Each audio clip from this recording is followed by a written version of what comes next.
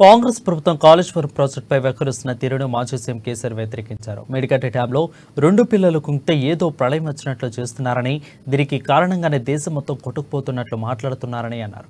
కాంగ్రెస్ ప్రభుత్వం పాలన చేయడం చేతకాక మేడిగడ్డ పేరుతో తనను బద్నాం చేస్తున్నారని చూస్తుందని అన్నారు.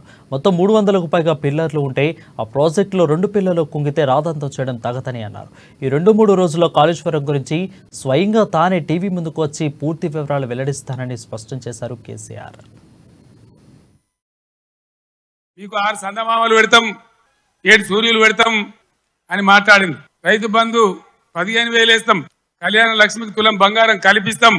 ఇవాళ నోటికి మొక్కాలే 420 హామీలు ఇచ్చింది, బయలుదేరిండు.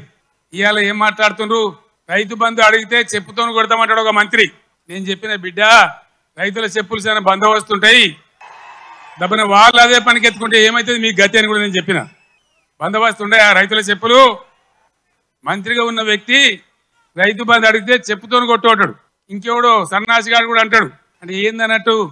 ఇప్పుడు ఇన్న ముఖ్యమంత్రి ఆయనను 6 గ్యారెంటీలు ఇవ్వయా, కరెంట్ ఎందుకు మాయమైందా, నీళ్ళు ఎందుకు మాయమవుతున్నాయా అని అడిగితే ఆయన నేను పండబెట్టి తొక్కుతా, పేగులు మెడలేసుకుంటా, పెండ ముఖానికి రాసుకుంటా, చీరుతా, సంపుతా, మానవ బాంబునైతా, మట్టి బాంబునైతా అని మాట్లాడతాడు.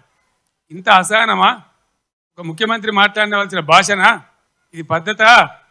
తెలంగాణ రాష్ట్రానికి, సమాజానికి ఇది ఒక గౌరవమా? దయచేసి ప్రజలు ఆలోచించాలని